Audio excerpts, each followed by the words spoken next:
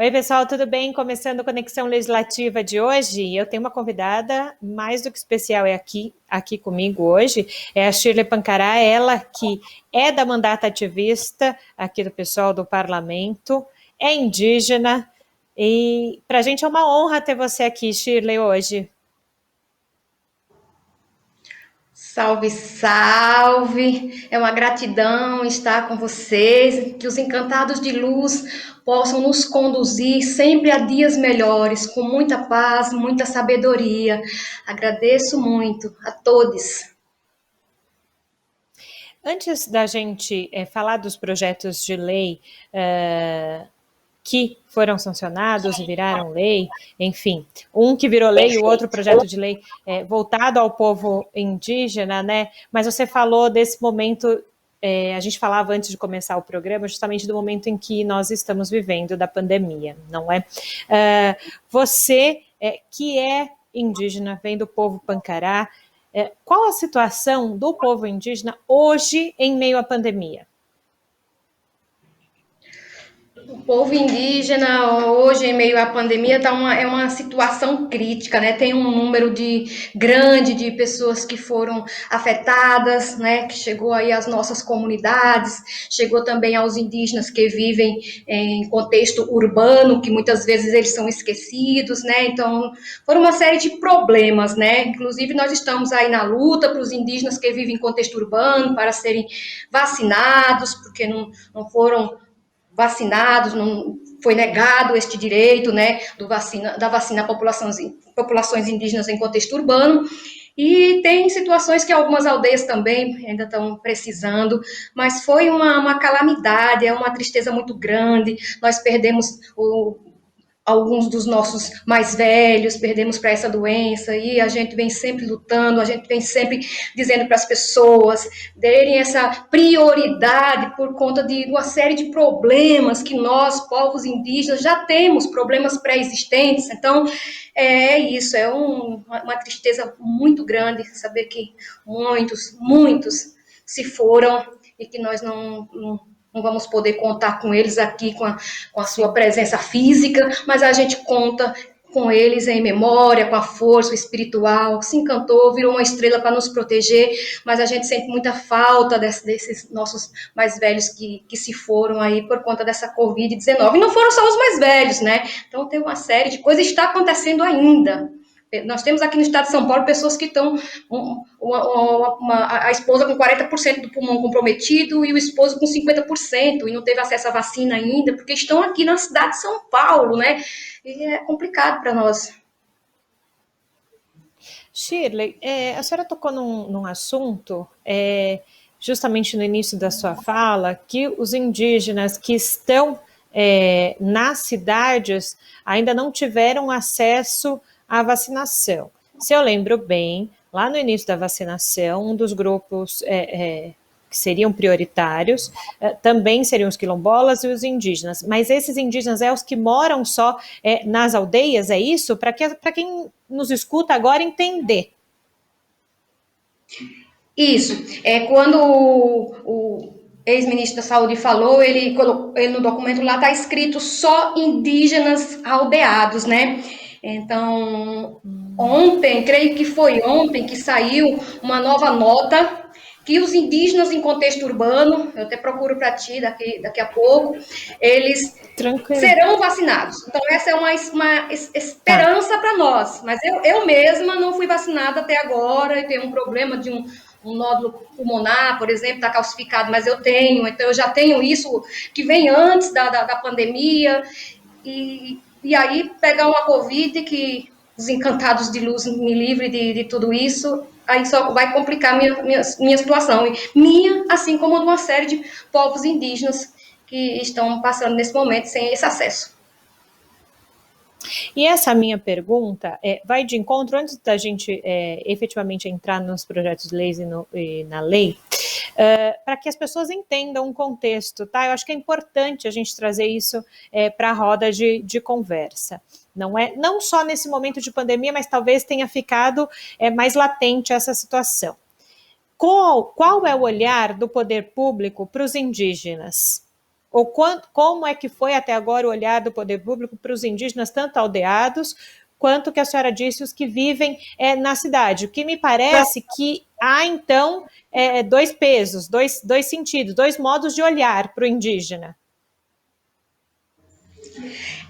Na verdade, eu nem gostaria que essa forma de dividir os povos indígenas acontecessem, sabe? Das pessoas terem que dizer indígena que está na aldeia e o indígena que está em contexto urbano, porque nós temos hoje no país 305 povos indígenas e nós não sabemos a realidade desses 300, por que ele saiu daquela localidade, por que ele está aqui na cidade de São Paulo. Então, há uma diversidade de motivos que levou essa pessoa a estar aqui, né? Se for procurar na história, porque a história nunca conta o lado da invisibilidade dos povos indígenas, de fato, como ela acontece. Então, isso é uma coisa que vem de não indígenas, né? De indígena de contexto urbano, indígena da aldeia. Então, isso é uma definição que eu considero que muitas vezes, ao invés de incluir, ela exclui, né, os povos indígenas. Então, eu tenho muita resistência com isso. Eu trago esse tema trabalhando, sempre na minha fala eu digo, que eu penso nos projetos de leis, eu penso nas emendas parlamentares, tanto que atendam povos indígenas que estão nas aldeias, quanto povos indígenas que estão em contexto urbano, mas entendendo que eu luto por um bem coletivo, eu luto por povos indígenas, em qualquer situação que ele se encontre, ele é um povo indígena que já foi invisibilizado, massacrado dentro dessa sociedade, pelas políticas públicas, né? Porque quando a pessoa coloca na cabeça, no entendimento, o indígena está só lá na aldeia.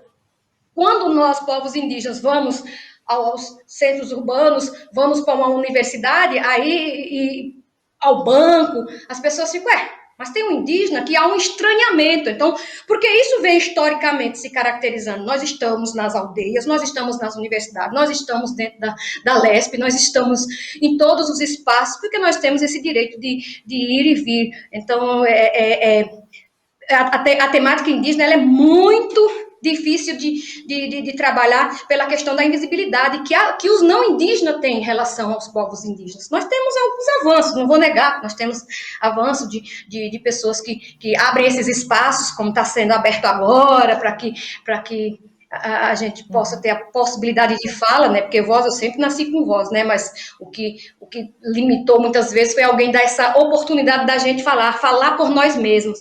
Então, isso é que é o complicado, porque as pessoas sempre têm os povos indígenas distanciados, bem longe. Então, eu ouço de série de coisas, né? Quando eu passei outro dia na LESP com o Cocá, a pessoa perguntou para mim, e hoje é 19 de abril, eu estava gravando uma live nos corredores, né? Hoje é 19 de abril, aí no mês passado eu fui na Câmara e aí uma pessoa perguntou para mim, nossa, eu nunca vi um chapéu desse jeito. E eu para responder que isso aqui é um patrimônio imaterial, que isso aqui não é um chapéu, ele tem uma força espiritual que as academias têm dificuldade de colocar isso, que as pessoas têm dificuldade de compreender. Então, a mulher pensou que era um chapéu, né? Aí teve outro moço que perguntou, quem é essa mulher que vai passando com esse negócio aí na cabeça? Então, parece que é um estranhamento das pessoas ver os povos indígenas dentro desses espaços. Então, nesse mesmo dia na Câmara, 2 pessoas falaram isso comigo, na Câmara Municipal. Uma que perguntou que isso aqui era chapéu, eu estava com um grupo de pessoas, as pessoas olharam para mim e falaram, ela vai dar uma resposta. E eu falei, não, eu não tenho tempo de explicar um histórico completo, então eu vou tentar minimizar e explicar, né? E outra pessoa falou, quem é essa mulher com esse negócio na cabeça? Isso aqui é um patrimônio imaterial importantíssimo nosso, dos povos indígenas. E também, né, da nossa sociedade, né, Shirley? Você toca num ponto muito essencial. É preciso que as pessoas entendam de onde vem, qual é a história do Brasil, em que contexto os indígenas tiveram para essa história do Brasil. Você falou das academias, né? Às vezes é difícil o entendimento, né? A senhora é doutoranda e eu estava lendo algumas coisas da senhora e vi que em um contexto em 2019 a senhora falou sobre os desafios da participação indígena numa bancada ativista. A senhora tem a voz também no Parlamento Paulista e tem essa representatividade representatividade. Eu queria falar de representatividade, o quanto, por tudo isso que a senhora disse para a gente nesse início de programa, é importante tê-lo aqui no Palácio 9 de Julho. Essa importância dos povos indígenas ocuparem esses espaços é para que a gente possa falar por nós mesmos, né? Quantas pessoas eu já ouvi, né? E até porque na história, se você for ver na história dos povos indígenas, há muito tempo, tinha aquela ideia da tutela aos povos indígenas, que ficava ali pelo órgão governamental, né? Então, era limitado os povos indígenas falar por eles mesmos, né? Tinha um órgão governamental, que ainda tem hoje, mas hoje o movimento indígena vem com força, né? E vem um grupo aí de mulheres e de homens, grandes lideranças que demarcam territórios e demarcam a nossa força, que nós sabemos falar por nós mesmos. Então, estar dentro da Assembleia Legislativa do Estado de São Paulo eu estou demarcando esse espaço também. Vou dizer, não é um espaço fácil, não é um espaço fácil de lidar. As pessoas podem olhar e achar que é um espaço de privilégios, nossa, que legal, mas para uma pessoa que vem de um contexto como o meu, contexto de estar, de respeitar a terra, da coletividade, das pessoas se ouvindo, das pessoas respeitando os mais velhos, está num espaço que você olha e está todo mundo ali dentro das caixinhas deles ali, um aqui numa caixinha, outro numa caixinha, é um tanto difícil, mas se faz necessário para o movimento indígena. E a gente não deixa de ser indígena porque ocupa esses espaços, a gente fortalece a luta, porque se não for nós, povos indígenas, quem vai escrever e quem vai protocolar os projetos de leis por nós? Alguém vai chegar de boa vontade e vai falar, os povos indígenas estão precisando disso, vou lá fazer. Não vai fazer isso. É nós que temos que fazer isso, porque nós sabemos o que a gente sente, nós sabemos a dor e a invisibilidade que a gente sofre. Então, estar nesses espaços é para isso, é para fazer valer os direitos em defesa dos povos indígenas e todos os direitos que nós temos e que nós precisamos ocupar, e ainda é pouco, ainda precisa mais. E fazendo valer, então, essa representatividade da senhora aqui na Assembleia Legislativa de São Paulo, a segunda maior do país, não é? Temos aqui a lei número 17.311 de 2021, lei já está valendo, institui o agosto indígena no calendário oficial do Estado de São Paulo. Uma grande vitória para a comunidade indígena, mas é um momento de reflexão também esse agosto indígena, não é? O agosto indígena é um movimento, é uma luta que já vem do movimento indígena, né? Esse agosto indígena, ele vem por conta do dia 9 de agosto, que é o Dia Internacional dos Povos Indígenas, instituído pela ONU. É uma data que o movimento indígena lutou e estava junto, participando na construção dele, né? Que difere da data que as pessoas comemoram muito, que é o dia 19 de abril, né? Que é uma data que muito veio aí não vou dizer nem nas escolas, vou dizer assim, porque eu defendo e tenho uma preocupação muito grande com os professores, até porque eu sou professora também, né? De saber que nós temos uma luta muito grande dentro das escolas, né? Somos as pessoas mal pagas e sempre tem críticas para o professor, e o professor forma o médico, o advogado e tudo, né? Mas, como vem o material didático, né? Esse material didático já veio, um produto mercadológico que está dentro dali, infiltrado dentro das escolas, então vem trabalhando, ao dia 19 de abril, estava trabalhando, hoje houve um pouco de mudança, mas esse trabalho, por exemplo, ficar pintando o rosto das crianças, essa visão estereotipada, enquanto nós, povos indígenas, nós estamos presentes no hoje, não é que nem aquela história. Ele comia e ele vivia, nós continuamos comendo, nós continuamos vivendo, nós continuamos lutando. Então, eu creio que aqui, o dia 19 de abril, por experiência própria, experiência também enquanto ter ficado 8 anos dentro de uma escola e saber que o dia que as pessoas procuram mais é o dia 19 de abril e que a pessoa... Eu já vi pessoas falar para mim assim, mas você vai fazer uma apresentação aqui, você não está de cocar, como se eu tirasse o cocar, eu deixasse de ser a pessoa indígena que eu sou. Então, para mim, o 19 de abril, ele vem como uma data, não o dia do índio, mas uma data de resistência, né, que nós temos que resistir e dizer, nós estamos aí, além de tudo que essa sociedade põe sobre nós estamos resistentes e lutando, existindo. Então, o 9 de agosto vem para isso, para ver se as pessoas entendem assim, olha, nós, povos indígenas, existimos, estamos lutando, estamos nas universidades, estamos dentro dos todos os espaços possíveis e continuamos povos indígenas, com cocá, sem cocá, com pintura, sem pintura, está aqui no sangue, ser indígena.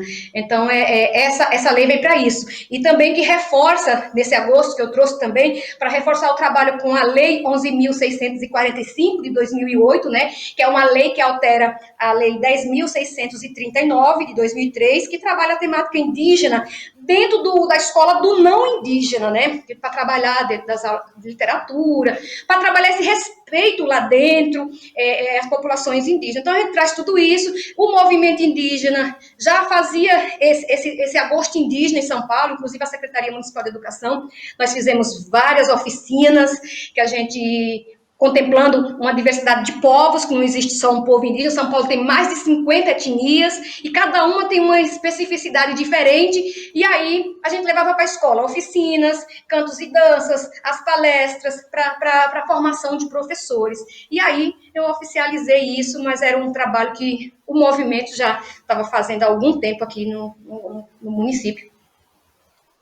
E talvez... tenho certeza disso, que para muitos que estão nos assistindo agora, Shirley, também tenha caído essa ideia do 19 de abril, que para muita gente também, que não conhece efetivamente a história indígena, fique só vislumbrada em abril, não é?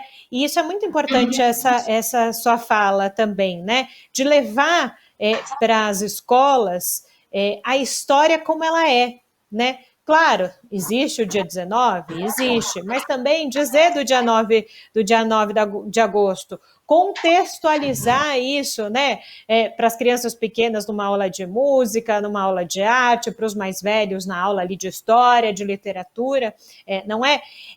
É uma fala e uma questão muito importante, porque às vezes se torna comum dizer uma coisa que não é. Né? Então, isso é importante, ter a sua fala aqui, para que também quem está assistindo em casa, muitos pais, professores, tenham uma outra visão. E quando eu falo de colocar esse tema na roda, é isso, a gente ampliar o tema, ampliar a discussão, né? Como a senhora falou, não é porque eu tirei o cocar que eu deixo de ser indígena, ou não é porque eu não tenho uma pintura no rosto eu deixo de ser indígena. Ser indígena é muito mais do que eu se vestir como, né? Entenda a minha fala, né? Para ficar bem claro para as pessoas. Assim, isso mesmo.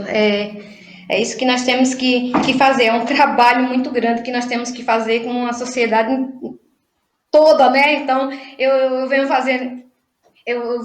quando eu fiz meu TCC, eu fiz essa crítica sobre os materiais didáticos. Então, eu tenho também uns problemas aí com o material didático, né? Que ele chega nas escolas e muitas vezes as pessoas têm que falar aquilo, aí vem ali, 19 de abril, e as pessoas têm que falar. Não é que você não tem que falar, amada, mas você tem que contextualizar, pedagogizar a realidade indígena. Se a gente for ver lá, tem um monte de sites, pode seguir, por exemplo, a PIB, que é a Articulação dos Povos Indígenas do Brasil, tem notícias atuais o tempo inteiro, que dá para a gente trabalhar, dá para a gente fazer um material, dá para a gente fazer tanta coisa, tem tantos sites do movimento indígena, feito pelos próprios povos indígenas, que tem isso, que dá para trabalhar dentro da escola, e nós, povos indígenas, quando tiver em contato com essas pessoas, eles vão nos discriminar menos, entendeu? Eles vão discriminar menos de ficar, porque muitas vezes por mais que eu tente, que eu levante aquele sorriso, quando alguém chega para mim e fala assim, com estranheza, nossa, mas eu nunca vi um chapéu assim. que eu preciso fazer É, agora para tentar? eu entendo isso. E no sentido que me parece ainda, mesmo estando no século XXI, em 2021, ser difícil atravessar algumas estruturas ainda, né? Que já vem de muito tempo contextualizadas. Mas é importante que se tenha esse momento de resistência, esse momento de dizer, olha, vocês se acostumaram a ouvir uma questão a vida toda, mas existe essa outra realidade. Por isso que eu falo da representatividade, o quanto é importante ter a fala da senhora aqui com a gente hoje. Isso, então, e trazer mais lideranças, trazer essa diversidade de povos indígenas que tem no estado de São Paulo, isso é uma história riquíssima, trazer essa presença indígena e o quanto que essa presença indígena influenciou, tanto nos lugares, nos bairros, tanto na culinária, tem tantas coisas que as pessoas podem trabalhar, além de trazer coisas que nos invisibilizam. Então, se as pessoas se colocassem no lugar do indígena que muitas vezes tem que passar por isso, elas iriam entender, né? Por isso que, portanto, passar esses problemas, eu consigo compreender as pessoas nos seus mínimos detalhes, né? Eu evito falar aquilo que eu não conheço para não cair aí num preconceito, não cair numa palavra. Então, eu creio que é isso. E a gente pode fazer isso no micro, no médio e no macro. A gente também é Sim. responsável por isso. Quem cuida das crianças, as crianças, dê essa informação para elas. Se a gente não tem tempo, pega um videozinho curto, coloca para na hora que ela for assistir, né? Porque a internet, as pessoas têm muito acesso à internet, e para a gente tentar, isso é um apelo para a gente tentar melhorar essa situação e essa invisibilidade dos povos Sim. indígenas, né? Porque o que fica reforçado é sempre que a gente sai para lutar por direitos que são tão negados, as pessoas usam com intensidade a fala para nos criticar, não tem tamanho, né? Mas na hora de discutir que nós somos seres humanos e nós precisamos ser respeitados, as pessoas parecem que esquecem, elas adormecem. Mas na hora de tacar pau nas críticas, aí é fácil. Por que o indígena está lutando por território? Sem saber nossa realidade. Por que o indígena está querendo isso? Parece que pegar o lado ruim se torna mais fácil do que você pegar o lado bom, que é salvar vidas, que é manter culturas e respeitar as pessoas. E aí a gente vai de encontro, Shirley, para o projeto de lei 731 de 2020, que aguarda a sanção do governador e obriga o Estado na preservação do patrimônio cultural dos povos e comunidades indígenas, bem como na sua valorização, fomento e manutenção. Estou lendo aqui para não falar errado. Vai de encontro a isso que você está falando, né? Você cuidar da nossa história, cuidar da história, cuidar da cultura, não é? Isso, esse projeto, ele é um projeto interessantíssimo, né? Esse projeto, ele está contemplando aqui tanto as necessidades dos povos indígenas que vivem nas cidades, quanto os povos indígenas que vivem nas aldeias, né? E a gente aguarda aí que ele chegue à final e que a gente possa ter isso reconhecido, né? Então, quando eu falo desse tema, eu estou trazendo tantas coisas, ele é extenso, ele vem com um monte de coisas interessantes, né? São a preservação da nossa memória. Então, quando eu falo disso, eu também estou falando desse cocar, que é um cocar que vem carregando toda uma força. Eu estou falando dos nossos territórios. Nós temos territórios, por exemplo, que a pessoa está dentro do território e ele não pode fazer o usufruto do que tem no território, porque vem os não indígenas para dizer para nós, povos indígenas, que somos os protetores da natureza e que se existe um pouco de verde, são os povos indígenas que estão lutando, e as pessoas têm dificuldade para reconhecer isso, porque o que eu vejo pelo mundo afora isso é um consumismo desenfreado, e as pessoas pegam os papéis assim, jogam fora, sem uma preocupação, onde vai parar aquele papel. Eu vejo uma desordem muito grande, e nós estamos lá, protegendo, mantendo aquele território. Se a gente colhe uma matéria-prima, a gente sabe o período certo de colher ela, porque nós temos o tempo certo para plantar, nós temos o tempo certo de deixar a terra descansar, tem o tempo certo de tirar a matéria-prima e deixar ela se renovar de novo. Então, nós temos uma série de cuidados que, quando as pessoas vão desmatar nosso território, poluir, contaminar os nossos rios, elas não pensam que estão fazendo tanto mal, né? Acham que estão contribuindo para a sociedade. E quando a gente quer pegar uma matéria-prima para fazer um artesanato para o nosso socioeconômico, aí nós somos criticados. E por isso que eu trago, uma das coisas que eu trago nisso, né? E aí eu também tenho um projeto de lei protocolado na LESP também, que são o nome, por exemplo, da rodovia Bandeirantes, que Bandeirantes é uma das pessoas, foi um estrago para os povos indígenas, né? E trocar, por exemplo, pelo nome, a rodovia Guarani, que ali está no Pico de Jaraguá, próximo dos Guarani. Então, tudo isso vem também uma discussão dentro desse projeto. Então, é uma série de coisas que envolve a nossa educação tradicional, a nossa cultura, nosso socioeconômico, nossa coletividade. Então, esse projeto ele vem com tudo isso, que vai ser um grande ganho para nós, né, para a nossa resistência, para nossas lutas, já que estamos há tantos anos lutando, tentando, e cada dia parece que a gente tem que começar da estaca zero, né? Quando a gente está lutando para nos defender de um problema imposto, aí a gente dorme pensando naquilo, no outro dia já aparece outro. E aí a gente tem que ser 1000 vezes mais forte para salvar as vidas dos nossos mais velhos, das nossas crianças e de nós mesmos, e de toda a população indígena. Então, esse projeto vem uma série de coisas importantíssimas. Perfeito.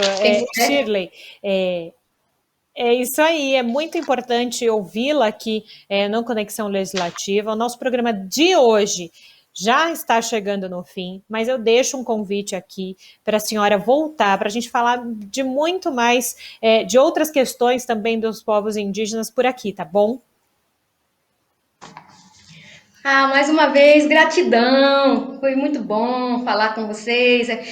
Eu peço para as pessoas que se quiserem entrar em contato comigo, se alguma fala que eu falei rápido, porque eu falo rápido mesmo, pode entrar em contato comigo, vai lá no Instagram, pode falar comigo, vai no Facebook, eu pego o número do meu telefone, pode falar comigo, e eu sempre falo também com as mãos, porque eu preciso movimentar o meu corpo, e falo muito rápido, mas eu estou à disposição se ficou se tem qualquer dúvida na minha fala, ou se a gente precisa caminhar um pouco mais nessa discussão, eu estou à disposição de todos. Pode me chamar no Instagram, tá bom? Que eu estou.